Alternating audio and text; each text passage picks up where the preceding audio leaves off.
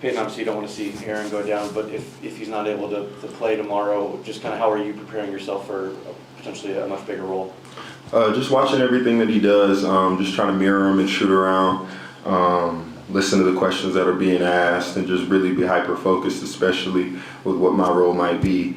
Should he be out, obviously you never wish that on anybody, and AG's a soldier. We know he's going to try to tough it out and play in that game, but should he not be able to go out there and be himself, I'm ready to step up and do whatever's asked of me. This is your first playoffs, really getting real minutes. What have you learned from it? Just how intense it is and how much each game means, you know.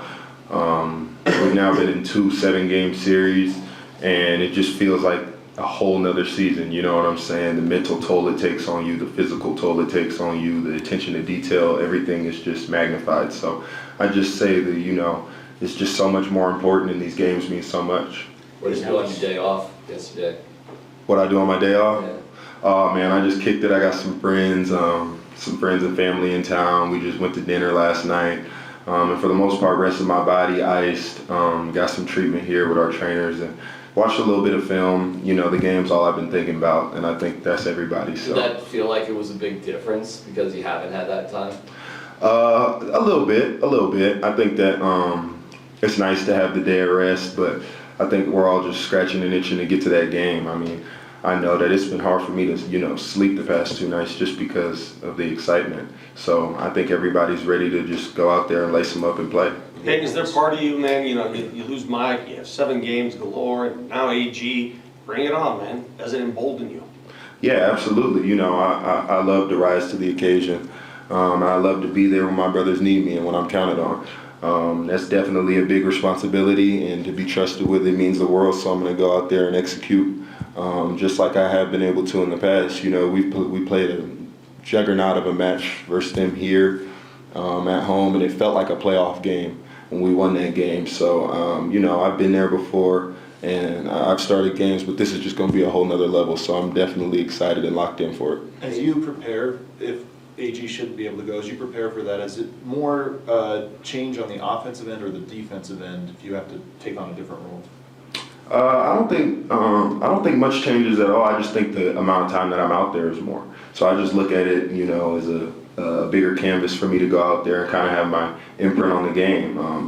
Me and AG are special for different reasons. AG is obviously one of our most reliable, consistent players for the past, you know, 3, 4, 5 years. So definitely, you know, a big spot to fill, big shoes to fill, but I'm definitely more than capable, and I got my own, you know, special imprint I can leave on the game, and that's what I'm going to do. Peyton, how much can you guys tap into Game 7 experiences from this year and last year already? I think we're going to have to. You know, I think we're going to have to rely on experience, execution down the stretch. You know, this team has played a lot of Game 7s, and we have a lot of playoff experience regardless of, you know, who's going to be out there and whose name is called. I think everybody just has a comfortable feeling with knowing that our backs are against the wall and knowing that we have to win, and we're going to go out there and do everything we can to do that. How much does that help from an emotional standpoint? I know you mentioned execution being Game 7's late, but understanding the pressure, the heightened awareness of this game, how does it help emotionally? I was talking to Julian about that yesterday, and I'm almost, you know, the pressure, you know, it excites me, you know what I'm saying? You know, I'm betting on myself and putting all the pressure on myself to go out there and perform because it's win or go home, biggest stage in the NBA. So I think that, you know, the pressure is warranted. It's a pressure situation, and I think that's only going to heighten my focus and kind of my precision out there on the court.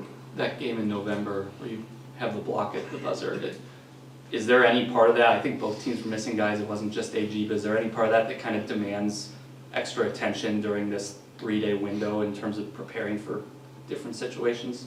I think I definitely, you know, go back and watch it, watch how I was guarded, kind of watch how they played with me in the game defensively as opposed to how they're going to play with AG. But at the same time, I've played so much with that unit of guys. I think that they're comfortable with me sliding right into that position, and I'm super comfortable with it as well. You know, I'm demanding a lot of myself, and so is the team, and I'm happy about that.